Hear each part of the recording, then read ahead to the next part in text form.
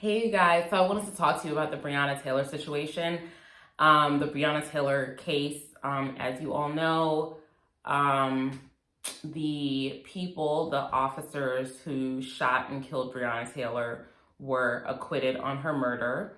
And instead, only one officer, Officer Hinkson, was indicted for basically what would be the equivalent of reckless endangerment for shooting into the neighboring apartments because he was shooting wildly. But they acquitted the officers for actually killing Breonna Taylor. And I'm not going to talk about, that happened on Wednesday, today's Friday. So I'm not going to talk about, the breakdown of the case and the background of the Breonna Taylor case. I think a lot of people have covered that very well. And I don't think I'm emotionally equipped to, dig into every single aspect of it. But I did want to talk about a particular part, which is that on social media, there's a lot of Twitter people and people I saw on Facebook, people I saw on Instagram, who were basically people that are friends of mine. And they were saying things like, the parents took the money. So Breonna Taylor's parent took the money. And so this was the natural result, or why did Ben Crump, the family's attorney, settle the case? Because now they don't have an incentive to prosecute them now that the case is settled. And that is not true, right? Just because the parents won a settlement, they didn't accept a settlement. It wasn't a handout, right? But because the parents won a settlement does not mean that it in any way influenced the outcome of the criminal case, because the criminal case and the civil case are two different things. So before I break this down and really explain it, and I'm gonna try to be as brief as possible, I'll give you guys a good example that is a really a close example to the concept that I'm trying to explain, which is the difference between criminal and civil. So if you guys remember the O.J. Simpson case, in O.J. Simpson's case, he was tried in California for the murder of Nicole Brown Simpson, his estranged wife or ex-wife. I'm not sure if they were married, divorced yet, and her friend Ron Goldman. And he was acquitted, meaning found not guilty by all of the jurors of murdering Nicole Brown Simpson. Well, Nicole Brown Simpson's family and Ron Goldman's family then sued O.J. Simpson for wrongful death, right? So the criminal case was completely done, and they then sued O.J. Simpson for the wrongful death of their family members. And O.J. was actually found to be liable for the wrongful death of the family members, even though he had been already found not guilty criminally of committing the murders, right? And so some people were like, well, how could that be? How could he be not guilty and still have to pay the families all this money? And that's because there's a difference between a criminal and a civil case. So in a criminal case, the burden is on the prosecutor to bring and prosecute the case, right? So the prosecutor is usually like a state's attorney, a district attorney, or the attorney general's office. So state's attorneys and district attorneys are local, and county attorneys, they're local, and attorney generals are statewide prosecutors, right? And so the statewide prosecutor was in charge, Daniel Cameron was in charge of Breonna Taylor's case, and in O.J. Simpson, the district attorney was in charge of O.J. Simpson's case. And now the state has a burden. I'm going to call both these local and state prosecutors just the state. The state has a burden to prove the case in a criminal case beyond a reasonable doubt.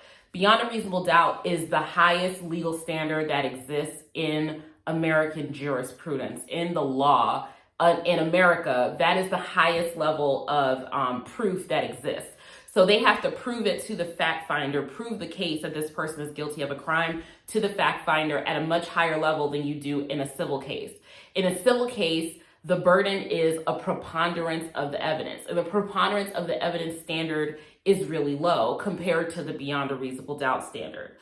So it was difficult for the prosecutor in the O.J. Simpson case to prove the case beyond a reasonable doubt because there were doubts that were in the case. You know, the glove, the DNA, the blood evidence, and the history of racism of one of the investigating officers. They had a really hard time proving the guilt of O.J. Simpson in a criminal case. But the family's attorneys were the ones who were prosecuting or pursuing the civil case against O.J. Simpson, and they had a much lower burden to reach. So it was easier for them to win because they had a lower burden to reach.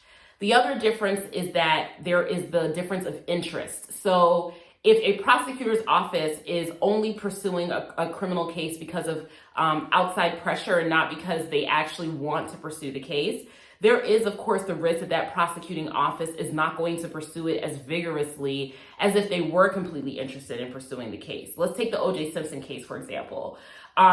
The prosecuting office in the O.J. Simpson case was completely interested in pursuing the case against O.J. Simpson. Like, they really wanted to get a conviction on him. It was a high-profile case. They wanted to get this guy for the murder of Nicole Brown Simpson and Ron Goldman. So they were really into pursuing that case. So even though they were not,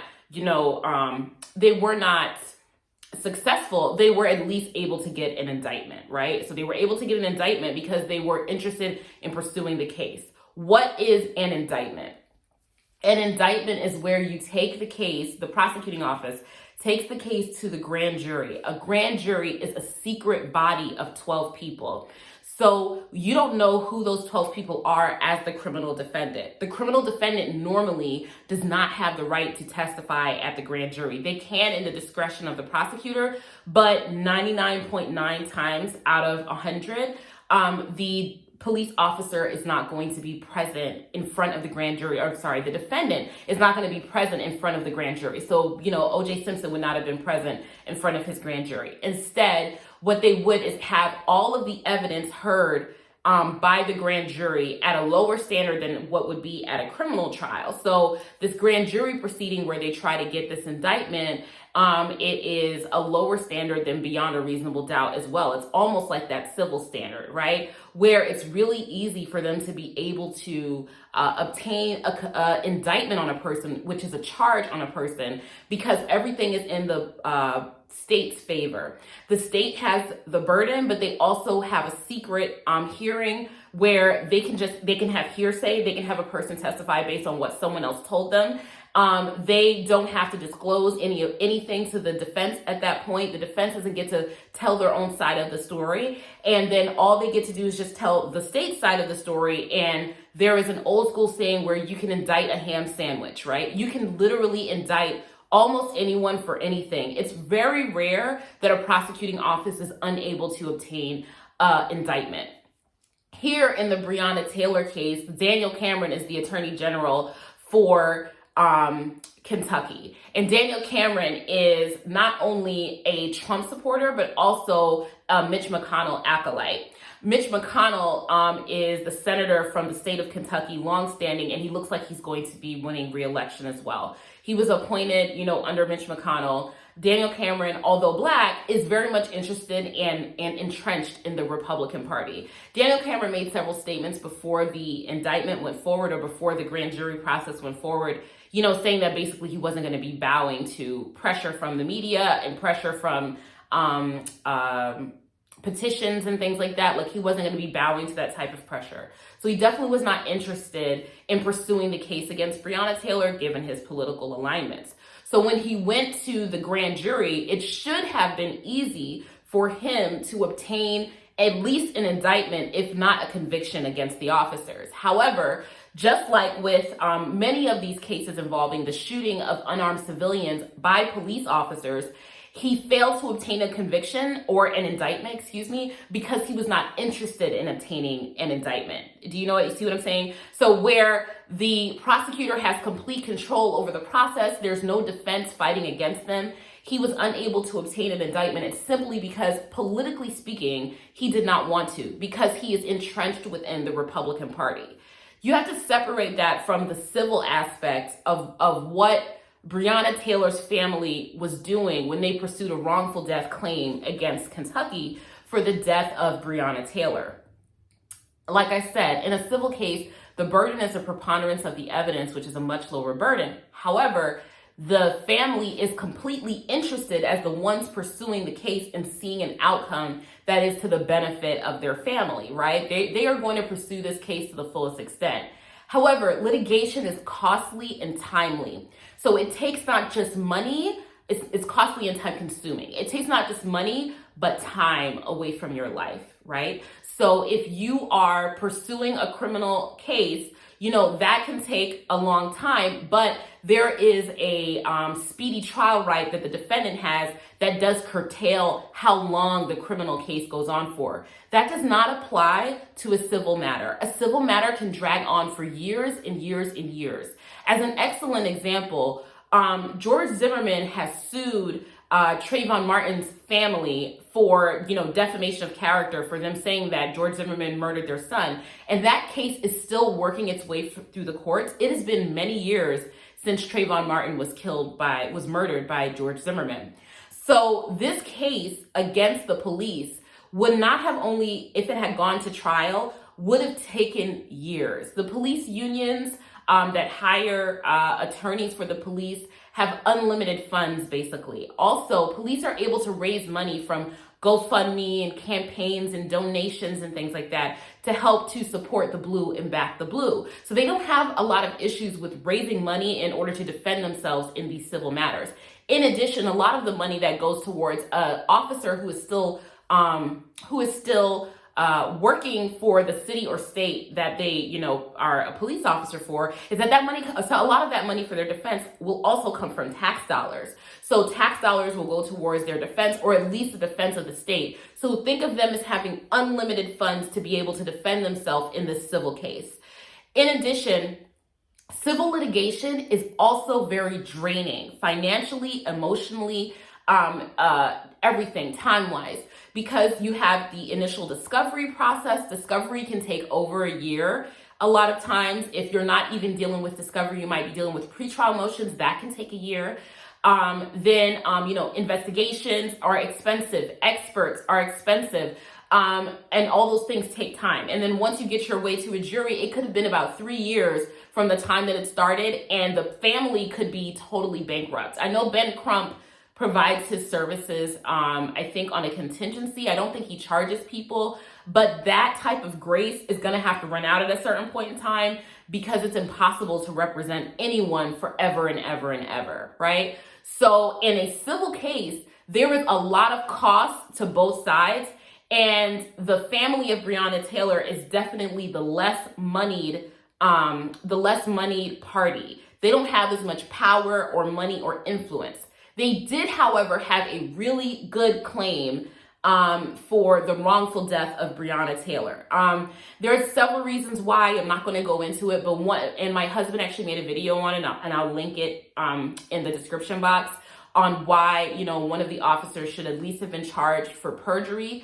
But there are at least the police officers participating in perjury, because the officer who applied for the warrant lied and said that he spoke with the postmaster general for the area, and that person said that the person they were looking for was at Breonna Taylor's address, and it comes to find out they never actually spoke to the postmaster general and never confirmed that the person was currently living at Breonna Taylor's address. And obviously he was not, and there were no drugs or anything like that found in her house. So it was based on that lie that was told by that officer that he put in the warrant. That is the basis that they went into her home on this no-knock warrant, scaring people out of their sleep, which led to gunfire, and then Breonna Taylor being caught in the crossfire and being murdered. So the standard that you have to prove for these civil cases is just like so much lower. But even though it's lower, there is years and years and years of costly litigation. So because of that, both parties are going to want to come to an agreement. This has nothing to do with the criminal case and what's going on in the criminal case. Say that Breonna Taylor's family had waited for Daniel Cameron to return an indictment of murder on the police officers who shot Breonna Taylor. They might have been in a worse position to recover because it is likely that Daniel Cameron was not going to try and obtain a indictment against those officers no matter what. So if he had failed to obtain an indictment, it would have made the case a lot weaker for the family. But at the time that they settled, it was still unknown what the result was going to be, right? So the fact that these officers were eventually acquitted in a criminal case, might have informed how the city wanted to handle the civil case. But just because they settled the civil case doesn't mean that influenced Daniel Cameron wanting to pursue the indictment against the police officers. As we have seen, even when there have not been large settlements, these prosecutors have failed to secure indictments against these police officers because they don't want to secure these indictments against these police officers. They want to let these officers walk free. I cannot explain enough how easy it is to obtain an indictment. It's very easy. And so the fact that the prosecutor was unable to do it means that he never wanted to do it. And whether or not the family received a settlement or won a settlement has nothing to do with the motivation for the prosecutor to obtain that indictment, okay? That was never going to change the motivation. So the reason that the city was willing to settle the case for $12 million is not because that then meant they would be off the hook for the criminal case. That's not what that means.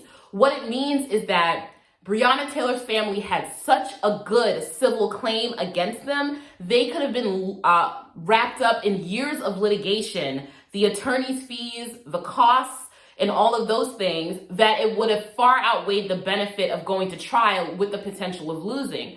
The reason Breonna Taylor's parents and family would have accepted the settlement is that even though they had a really good chance of winning once the case got to trial, they could have been, bankrupted, financially, emotionally drained by the time it got to trial, maybe 3 to 4 years from now.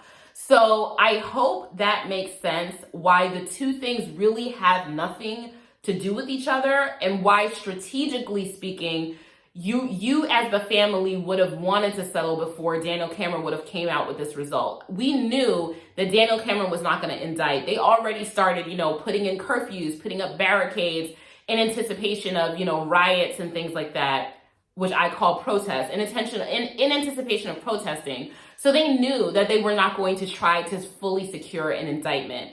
And the blame completely lies with Daniel Cameron and the Attorney General's office of Kentucky, because they absolutely threw the case and had no interest in pursuing this case against these police officers, because of them being, basically encaptured with the Republican Party and completely taken over by the Republican Party.